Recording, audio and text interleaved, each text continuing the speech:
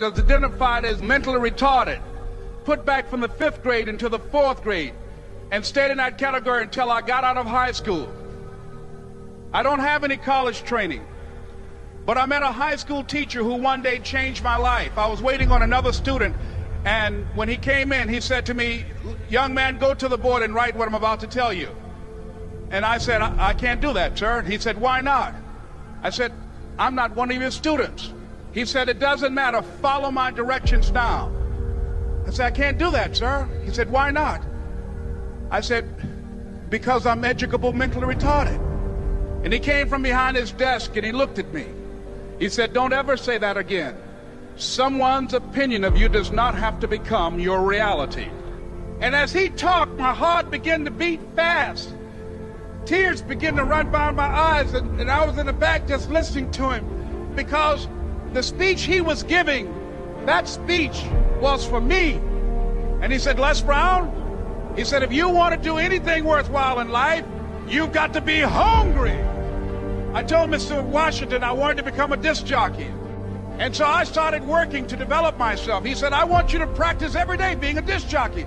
I said, "But I don't have any job now." He said, "It doesn't matter." He said that it's better to be prepared for an opportunity and not have one than to have an opportunity and not be prepared. And as I was working to develop myself, I applied for a job as a disc jockey, WMBM on Miami Beach. I went to a guy named Milton Butterball. I said, "How you doing, Mr. Butterball? I'd like to get a job as a disc jockey." He looked at me, he said, "Do you have any broadcast background?" I said, "No, sir, I don't." "Do you have any journalism background?" I said, "No, sir, I don't." He said, "We don't have any jobs available." I said, "Yes, sir." I went back to Mr. Washington and I told him. He said, "Don't take it personally." He said, "Most people are so negative, they will have to say no 7 times before they say yes." He said, "Go back again." So I went back again. I said, "How you doing, Mr. Butterball? My name is Les Brown." He said, "I know what your name is. What do you want?" I said, "I'd like to know whether or not you have any jobs at disc jockey, sir." He said, "Didn't I just tell you yesterday we didn't have any jobs?" I said, "Yes, sir, but I know whether or not somebody got laid off or somebody was fired, sir." He said, "No one was laid off or fired. Now get on out of here." I came back the next day like I was seeing him for the first time. I said, "Hello, Mr. Butterball, how are you?" He looked at me with rage. He said, "Go get me some coffee." I said, "Yes, sir." And I went to get him some coffee. After a while, I would get their lunch and dinner, and I would go in the control rooms and take the disc jockeys their food, and I would not leave until they would ask me to leave. One Saturday afternoon, while I was at the radio station, a guy named Rock was drinking while he was on the air. I was the only one there, looking at him through the control room windows, walking back and forth, young, ready, and hungry. Pretty soon the phone rang, and it was the general manager. And I answered the phone. I said, "Hello?" He said, "Les, this is Mr. Klein." I said, "I know." He said, "Rock can't finish his program." I said, "I know." He said, "Would you call one of the other DJs in?" I said, "Yes, sir." I hung the phone up. I said, "Now he must think I'm crazy." I called my mom and my girlfriend, Cassandra. I said, "Y'all turn up the radio and come out on the front porch. I'm about to come on the air." I waited for about 20 minutes, and I called him back. I said, "Mr. Klein, I can't find nobody."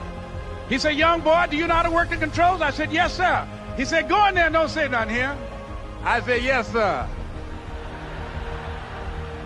I couldn't wait to get behind those controls. I put on an old Stevie Wonder record called Fingertips. I sat down behind that turntable. I said, "Look out, this is me, LB Triple P, Les Brown, your platter playing papa. There were none before me, and there will be none after me. Therefore, that makes me the one and only. Young and single and love to mingle, certified, bona fide, indubitably qualified to bring you satisfaction, a whole lot of action. Look out, baby, I'm your love man." I was hungry. I was hungry. You got to be hungry. Begin to know that you have greatness within you. And if just one of you here begin to envision yourselves as being blessed and highly favored to reach your goals, if just one of you capture the essence of what that means, that you have greatness within you and a responsibility to manifest that greatness, that you can make your parents proud, you can make your school proud, you can touch millions of people's lives And the world will never be the same again because you came this way. It was hard, ladies and gentlemen, coming to speak to people. And I was facing financial difficulties in my own life. I was behind on my bills and my dreams, and I'm saying to them, you can live your dream. It was hard, ladies and gentlemen. It was very difficult to pick myself up each day believing that I could do it. There were times that I doubted myself. I used to ask myself, can I do this? And something said within me, you're the one. Don't give up on your dream.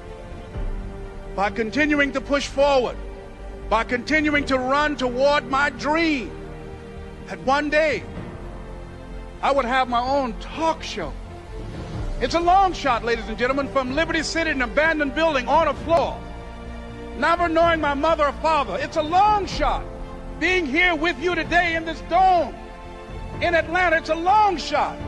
No college training, labeled educable, mentally retarded, but I kept running toward my dream. Don't stop. Don't stop running toward your dream.